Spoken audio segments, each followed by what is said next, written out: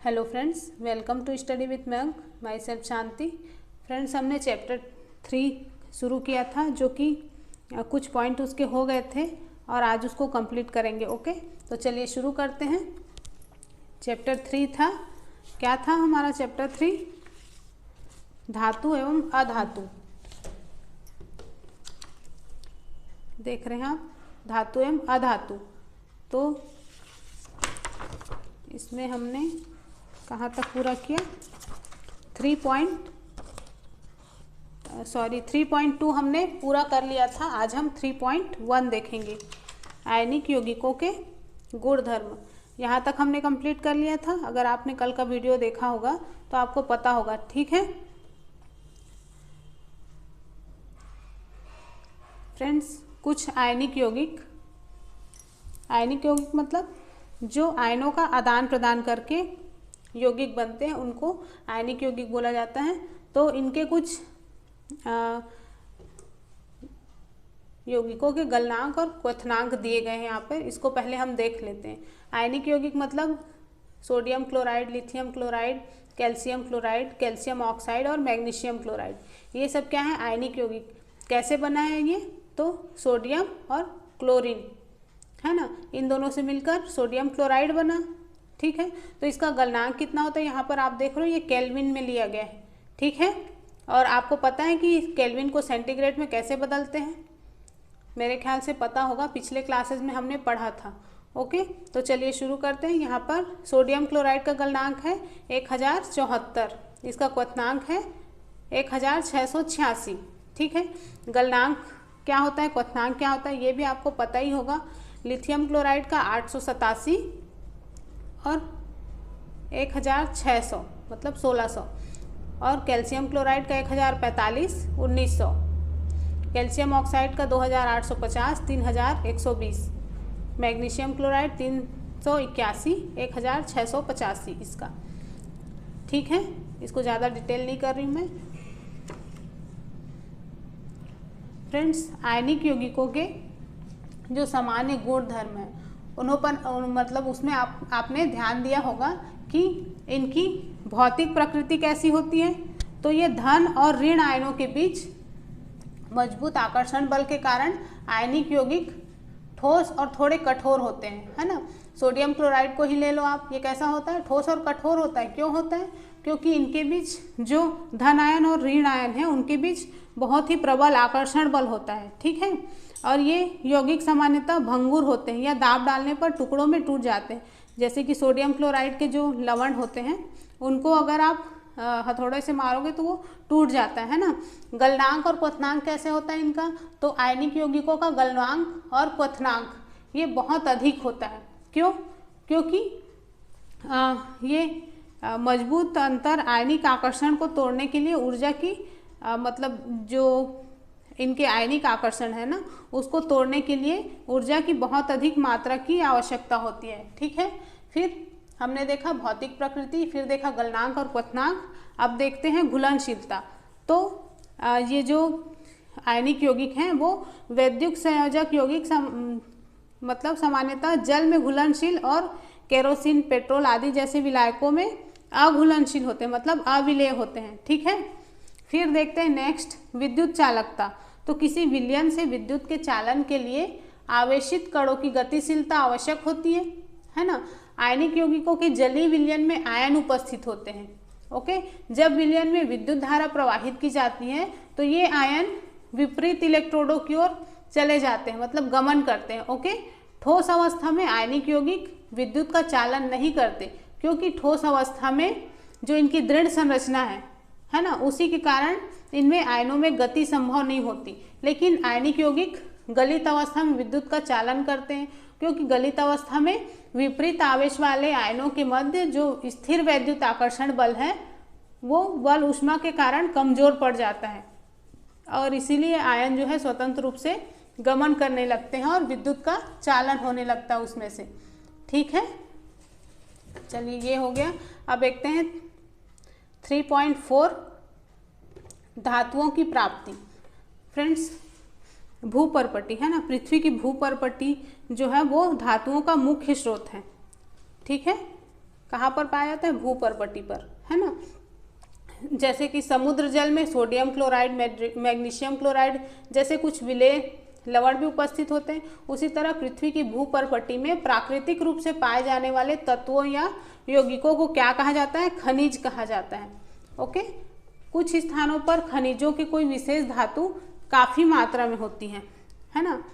खनिजों की कोई विशेष धातु जो है, मतलब खनिज जो है उनमें कोई विशेष धातु बहुत अधिक मात्रा में प्राप्त होती है, जिसको निकालकर हमारे लिए उपयोगी और भी पदार्थ जो हैं वो बनाए जाते हैं। ठीक है, तो इनको क्या कहा जाता है? ये जो खनिज हैं उनको क्या कहा जाता है? उनको अयस्क कहा जाता है। ठीक है, जिसका शुद्धिकरण किया जाता है, फिर हमको शुद्ध धातु प्राप्त होता है। चलिए आगे देखते हैं 3.4 का 1, धातुओं का निष्कर्षण। अब हम देखेंगे कि धातुओं का निष्कर्षण किस प्रकार से किया जाता है। तो धातुओं की सक्रियता श्रेणी के बारे में आप पढ़ चुके हैं, है ना, इसलिए आप आसानी से समझ सकते हैं कि अयस्क से धातु का निष्कर्षण कैसे होता है। कुछ धातुएं भूपर्पटी में स्वतंत्र अवस्था में पाई जाती हैं, कुछ धातुएं अपने यौगिकों के रूप में मिलती हैं। ठीक है, और सक्रियता श्रेणी के नीचे आने वाली धातुएं सबसे कम अभिक्रियाशील होती हैं। ओके, जैसे मैंने आपको बताया था ना सक्रियता श्रेणी, तो उसमें सबसे नीचे जो होती हैं वो कम अभिक्रियाशील होती हैं। ठीक है, और ये स्वतंत्र अवस्था में पाई जाती है। उदाहरण क्या है? तो सोना है, चांदी है, प्लेटिनम और कॉपर, ये स्वतंत्र अवस्था में पाए जाते हैं। ठीक है, कॉपर और सिल्वर अपने सल्फाइड या किस में पाए जाते हैं? कॉपर या सल्फर जो है सल्फाइड या ऑक्साइड के अयस्क के रूप में संयुक्त अवस्था में पाए जाते हैं। ठीक है, और सक्रियता श्रेणी में सबसे ऊपर की धातुएं कौन कौन सी थी? तो पोटेशियम, सोडियम, कैल्शियम, मैग्नीशियम और एल्यूमिनियम। तो इनकी अधिक अभिक्रियाशीलता होती है कि ये कभी भी स्वतंत्र तत्व के रूप में नहीं पाए जाती। ठीक है, क्या होते हैं? ये स्वतंत्र रूप में नहीं पाए जाते। ओके, और सक्रियता श्रेणी के मध्य की धातुएं जैसे कि जिंक, फेरस और लेड, ठीक है, ये मध्य में पाई जाती हैं। तो ये सक्रियता श्रेणी के मध्य की धातुएं हैं, है ना। और ये भूपर्पटी की मतलब पृथ्वी की भूपर्पटी में सामान्यतः ये ऑक्साइड या कार्बोनेट के रूप में पाई जाती हैं। ओके,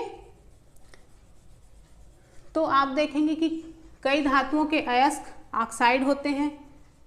ऑक्सीजन की बहुत अधिक अभिक्रियाशीलता और पृथ्वी पर इसकी प्रचुर मात्रा में पाए जाने के कारण ऐसा होता है। ठीक है, कि कुछ धातु जो है वो ऑक्साइड के रूप में पाई जाती हैं। ओके फ्रेंड्स, तो इस प्रकार अभिक्रियाशीलता के आधार पर हम धातुओं को इस तरह से श्रेणियों में विभाजित कर सकते हैं। ठीक है, तो इस श्रेणी में आपको निम्न, मध्य और मतलब अधिक अभिक्रियाशील, मतलब उच्च अभिक्रियाशील, ये क्या देख रहे हो आप? ये निम्न है, ये मध्य है और ये उच्च अभिक्रियाशील। ठीक है, धातुओं को प्राप्त कर सकते हैं, मतलब इसकी एक श्रेणी बना सकते हैं। ठीक है, यहाँ पर सोडियम, पोटेशियम, कैल्शियम, मैग्नीशियम और एल्यूमिनियम ये जो होते हैं ये इनको कैसे प्राप्त किया जाता है? तो इनको विद्युत अपघटन के द्वारा प्राप्त किया जाता है। जिंक, फेरस, लेड और कॉपर को कार्बन के उपयोग से अपचयन के द्वारा प्राप्त किया जाता है। और ये इधर गोल्ड और सिल्वर को, ठीक है, तो ये प्राकृतिक अवस्था में उपस्थित होते हैं। ठीक है फ्रेंड्स, तो ये क्या है? तो ये सक्रियता श्रेणी और उससे संबंधित धातु कर्म, मतलब किस प्रकार से उसको प्राप्त किया जाता है। ठीक है फ्रेंड्स, अयस्क से धातु मतलब शुद्ध धातु का निष्कर्षण कई चरणों में होता है। ठीक है, तो इसको हम नीचे पढ़ेंगे। चलिए पहले इसका एक इस तरह से इसका एक रैखिक डायग्राम मैंने बनाया है, उससे देख लेते हैं, फिर उसके बाद आगे समझेंगे। यहाँ पर आप देख रहे हो कि सबसे ऊपर है कि कोई भी जो धातु है उसको प्राप्त करने के लिए पहले अयस्क प्राप्त किया जाता है, फिर अयस्क का सांद्रण किया जाता है। तो इसकी उच्च अभिक्रियाशील धातु, मध्य अभिक्रियाशील और निम्न अभिक्रियाशील धातु। ठीक है, सांद्रता के हिसाब से उसको 3 श्रेणियों में बांटा गया है। तो उच्च अभिक्रियाशील धातु, तो गलित धातु का विद्युत अपघटन करके शुद्ध धातु प्राप्त किया जाता है। और मध्य अभिक्रियाशील धातुओं को कार्बोनेट अयस्क, सल्फाइड अयस्क के रूप में कार्बोनेट अयस्कों का निस्तापन करके प्राप्त किया जाता है, जो कि धातु ऑक्साइड के रूप में प्राप्त होते हैं। फिर सल्फाइड अयस्क को भर्जन के द्वारा प्राप्त किया जाता है, जो धातु ऑक्साइड के रूप में ही प्राप्त होते हैं। फिर आगे उसका धातु ऑक्साइड का धातु में अपचयन किया जाता है, फिर शोधन के द्वारा शुद्ध धातु प्राप्त किया जाता है। ठीक है, फिर निम्न अभिक्रियाशील धातु जो कि सल्फाइड अयस्क के रूप में प्राप्त होते हैं, फिर उनका भर्जन किया जाता है, फिर धातु प्राप्त होता है, उसका परिष्करण किया जाता है। ये भर्जन, निस्तापन और परिष्करण क्या होते हैं हम आगे देखेंगे। ठीक है, अयस्क से धातु निष्कर्षण में प्रयुक्त चरण, ये डायग्राम किसका था? तो अयस्क से धातु को प्राप्त करने के चरण का ही ये डायग्राम था।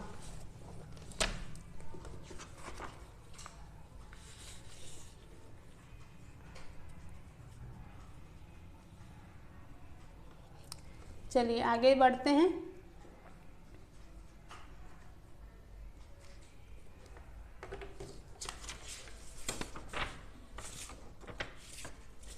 ये है 3.4 का 2 अयस्कों का समृद्धिकरण।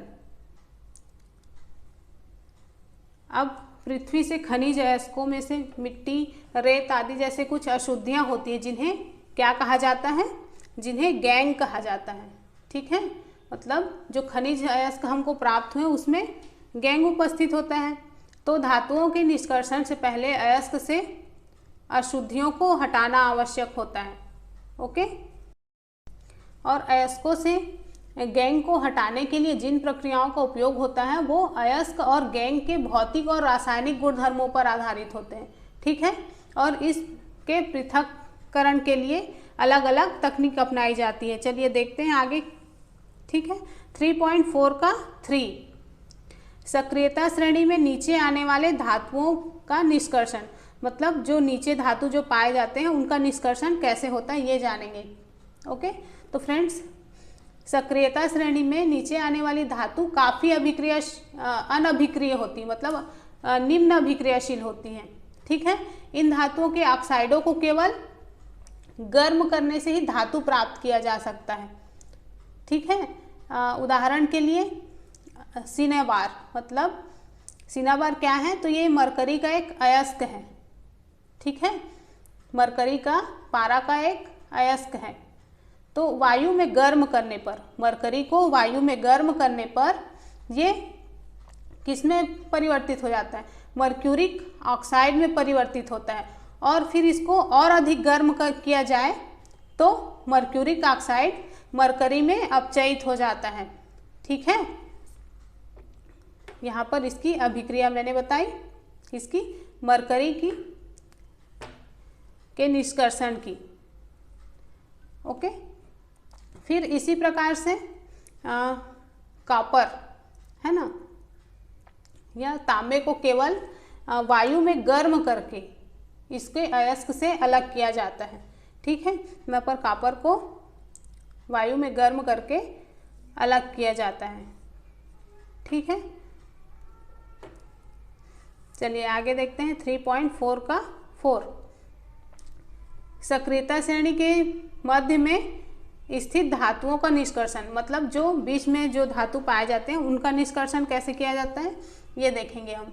तो सक्रियता श्रेणी के मध्य में स्थित धातुएं जो कि हैं आयरन, जिंक, लेड, कॉपर, है ना। तो ये मध्यम अभिक्रियाशीलता होती है इनकी, और प्रकृति में ये प्रायः सल्फाइड और कार्बोनेट के रूप में पाई जाती हैं, है ना। तो सल्फाइड या कार्बोनेट की तुलना में धातु को उसके ऑक्साइड से प्राप्त करना ज़्यादा आसान है, इसलिए अपचयन से पहले धातु के सल्फाइड और कार्बोनेट को धातु ऑक्साइड में बदलना आवश्यक होता है। ठीक है, तो सल्फाइड अयस्क को वायु में परिवर्तित सल्फाइड अयस्क को वायु की उपस्थिति में अधिक ताप पर गर्म करने पर ये ऑक्साइड में परिवर्तित हो जाता है, और इसी प्रक्रिया को क्या कहा जाता है? इसी प्रक्रिया को भर्जन कहा जाता है। ठीक है, ये जो हमने पीछे डायग्राम में देखा था कि भर्जन, भर्जन क्या होता है करके। ठीक है, फिर भर्जन तो हो गया, फिर उसके बाद कार्बोनेट अयस्क को सीमित वायु में अधिक ताप पर गर्म करने पर ये ऑक्साइड में परिवर्तित हो जाता है। ठीक है, तो और इस प्रक्रिया को क्या कहा जाता है? तो इस प्रक्रिया को निस्तापन कहा जाता है। ठीक है, और फ्रेंड्स इसी तरह से जिंक के अयस्कों के भर्जन और निस्तापन के समय ये दो अभिक्रियाएं होती हैं। कौन कौन सी? तो भर्जन करने से ये अभिक्रिया होगी और निस्तापन करने से ये अभिक्रिया होगी। ठीक है,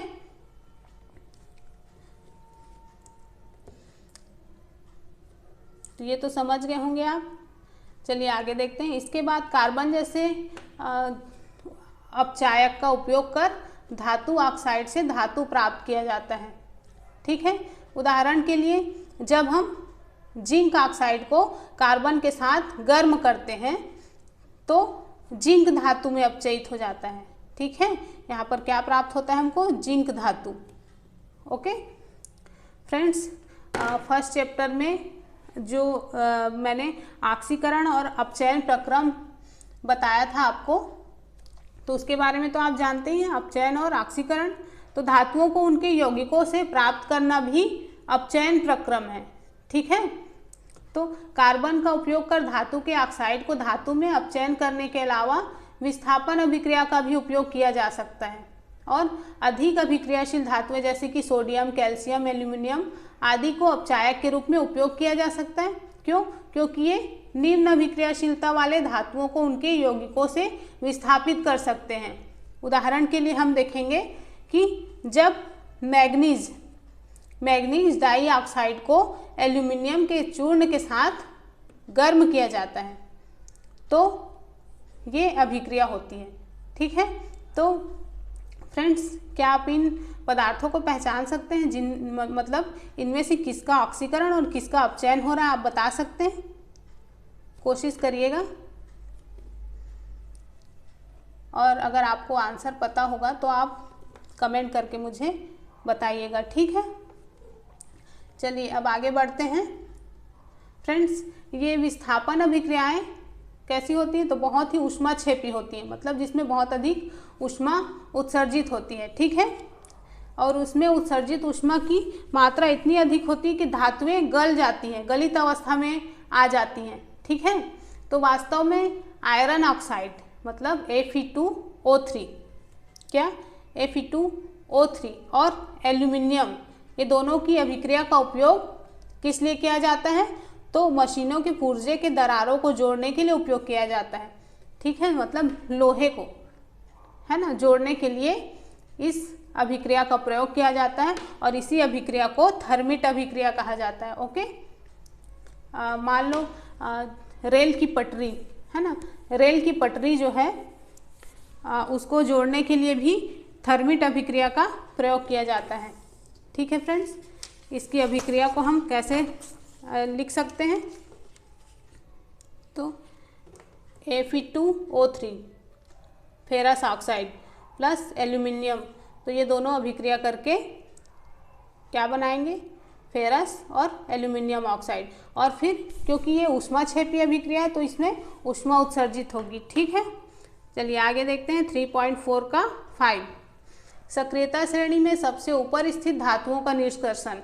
हमने नीचे स्थित और मध्य में स्थित दो धातुओं के बारे में जान लिया। अब हम सबसे ऊपर स्थित मतलब अत्यधिक क्रियाशील जो धातु हैं जो कि सबसे ऊपर होते हैं उनके बारे में पढ़ेंगे। तो फ्रेंड्स, अभिक्रियाशीलता श्रेणी में सबसे ऊपर स्थित धातुएं बहुत ही अभिक्रियाशील होती हैं। इन्हें कार्बन के साथ गर्म करके इनके यौगिकों से प्राप्त नहीं किया जा सकता। ओके, उदाहरण के लिए कार्बन के द्वारा सोडियम, मैग्नीशियम, कैल्शियम, एल्यूमिनियम ये जो है इनके ऑक्साइड का अपचयन कर उन्हें धातुओं में परिवर्तित नहीं किया जा सकता। ओके, तो इन धातुओं की बंधुता कार्बन की अपेक्षा ऑक्सीजन के प्रति अधिक होती है और इन धातुओं को विद्युत अपघटनी अपचयन द्वारा प्राप्त किया जाता है।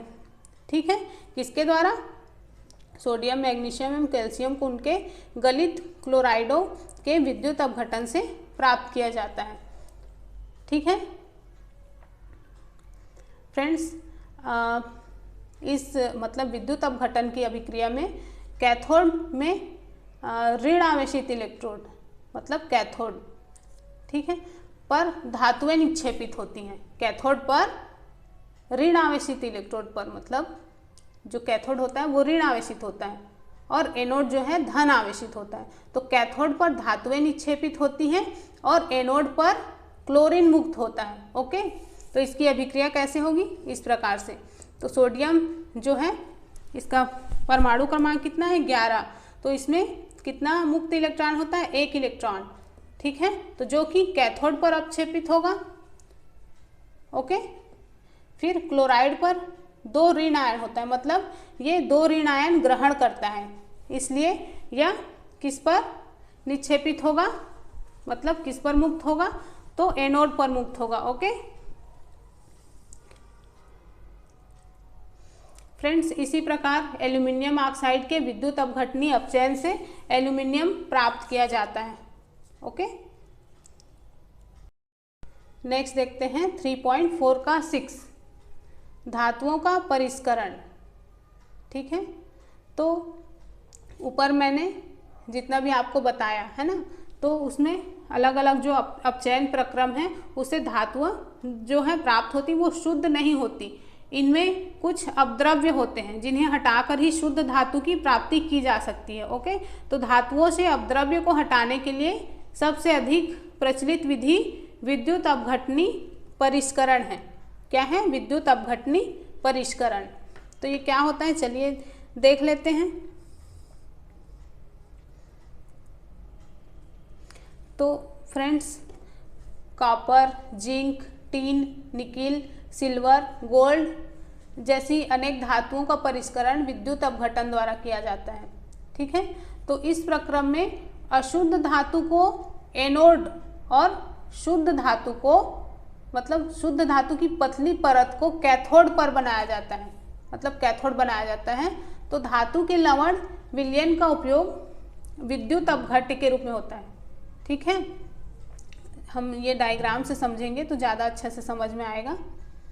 ठीक है, तो यहाँ पर आप देख रहे हो कि ये जो एक पात्र है उसमें अम्लीय कॉपर सल्फेट का विलयन लिया गया है। ठीक है, ये जो है टैंक है, तो यहाँ पर 2 इलेक्ट्रोड लिए गए हैं, ये कैथोड है और ये एनोड है। ठीक है, यहाँ पर बैटरी लगी हुई है और ये उसका स्विच है।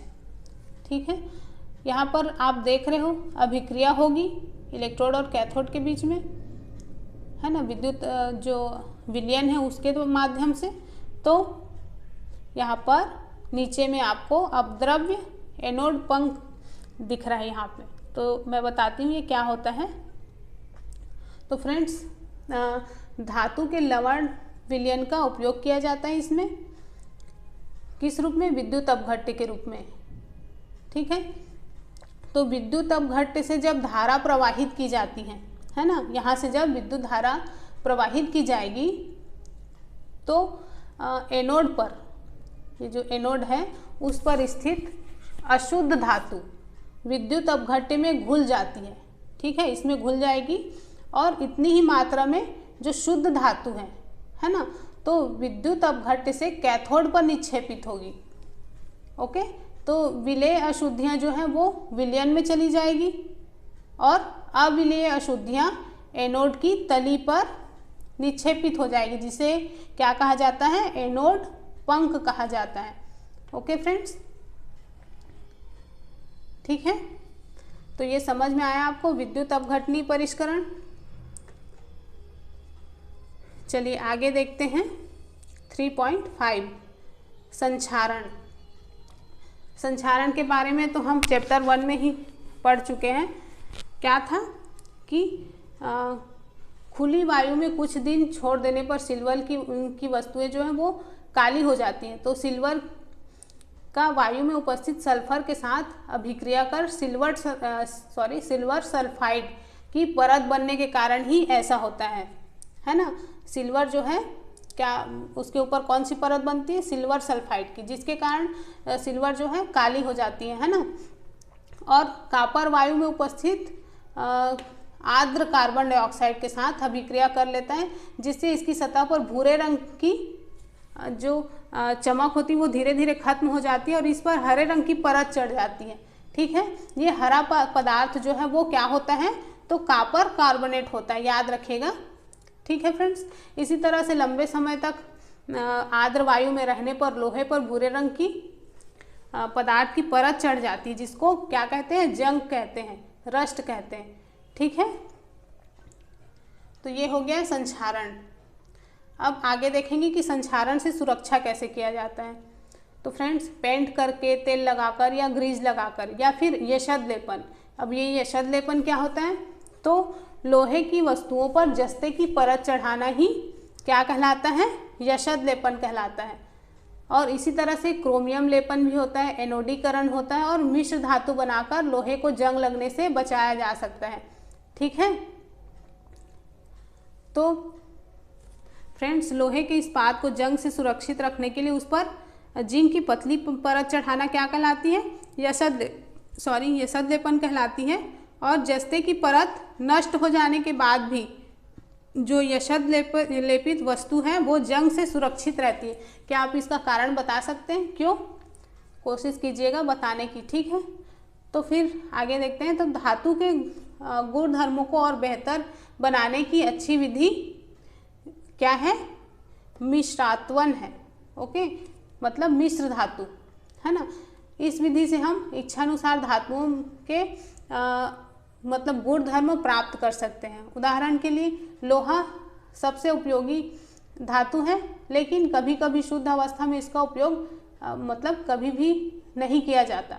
ऐसा इसलिए क्योंकि शुद्ध लोहा बहुत ही नर्म होता है और गर्म करने पर बहुत जल्दी खिंच जाता है। लेकिन यदि इसमें थोड़ा सा कार्बन, कितना परसेंट, 0.5% कार्बन अगर इसमें मिला दिया जाता है तो ये कठोर और प्रबल हो जाता है। ठीक है, तो लोहे के साथ निकिल और क्रोमियम मिलाकर क्या बनाया जाता है, स्टेनलेस स्टील बनाया जाता है। ठीक है, जो कि कठोर होता है और उसमें जंग नहीं लगता। तो इस प्रकार यदि लोहे के साथ कोई और पदार्थ मिला दिया जाता है, मतलब लोहे के साथ कोई और पदार्थ मिश्रित किया जाता है, तो इसके जो गुण धर्म है वो बदल जाते हैं, है ना। तो वास्तव में कोई और पदार्थ मिलाकर किसी भी धातु के गुण धर्म बदले जा सकते हैं, और ये पदार्थ धातु या अधातु कुछ भी हो सकते हैं। ठीक है, तो दो या दो से अधिक धातुओं के समांगी मिश्रण को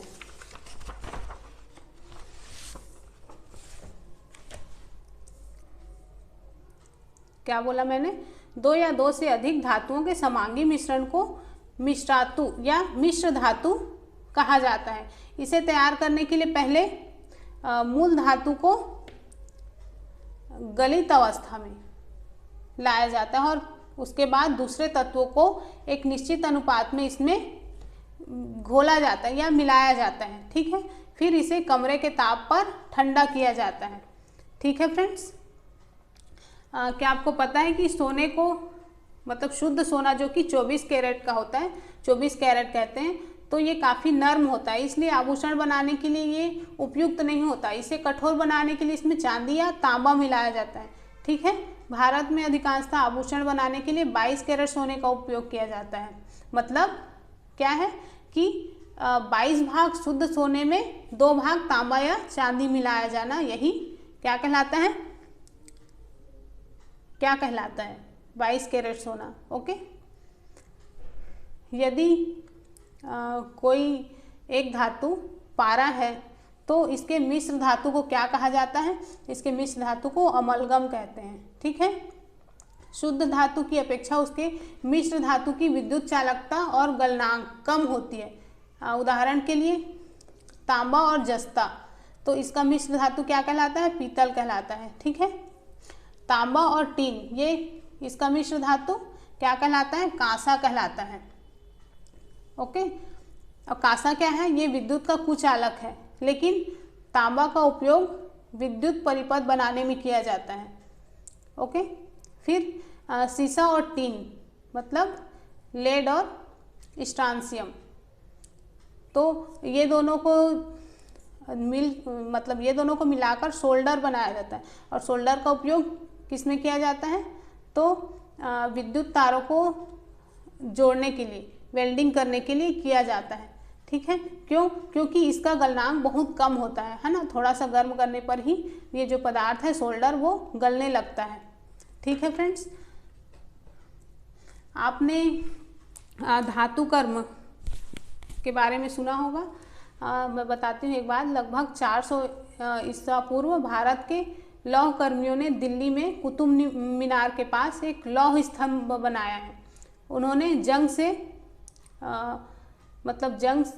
से पिटवा लोहे को बचाने के लिए एक विधि विकसित की। शायद जो लोहे का स्तंभ बनाएगा उस पर मैग्नेटिक ऑक्साइड की पतली परत बनने के कारण ऐसा होता है, जिससे पहले जो स्तंभ है उस पर कई उपचार प्रक्रम किए गए होंगे। तो हो सकता है कि बहुत से अनेक प्रकार के जो लवण हैं उनके मिश्रण से इसको रंग कर फिर से इसको गर्म करके किया गया होगा। और यह लौह स्तंभ 8 मीटर ऊंचा और इसका भार कितना है? तो 6 टन मतलब 6000 किलोग्राम है। ओके, और ये कहाँ पर स्थित है? दिल्ली में स्थित है। आप सबको पता होगा इसके बारे में। इस पर कभी भी जंग नहीं लगा, जबकि ये 400 ईसा पूर्व मतलब बहुत पहले है ना। कब से वैसे क्या वैसा ही जस का तस वहाँ पर लगा हुआ है। ठीक है फ्रेंड्स, तो यहाँ पर हमने आज चैप्टर 3 कंप्लीट कर लिया। फ्रेंड्स, आपको अगर मेरे वीडियो पसंद आते हैं तो प्लीज़ लाइक और शेयर किया कीजिए और कमेंट भी किया कीजिए, मुझे अच्छा लगेगा पढ़ के। ओके, चाहे आप निगेटिव कमेंट करें या पॉजिटिव करें, पर ज़रूर किया कीजिए, ताकि अगर आप निगेटिव कमेंट करते हैं, मेरे में कोई कमी है तो मैं उसको दूर करने की कोशिश करूँगी। ओके, ठीक है फ्रेंड्स। तो और जिन लोगों ने जो मेरा वीडियो पहली बार देख रहे हैं, सब्सक्राइब नहीं किया होगा तो सब्सक्राइब कर लीजिए, क्योंकि अगर आप सब्सक्राइब करेंगे तभी आपको जब वीडियो अपलोड होगा तो उसका नोटिफिकेशन मिलेगा। ओके फ्रेंड्स, तो मिलते हैं नेक्स्ट वीडियो में। Okay, bye bye.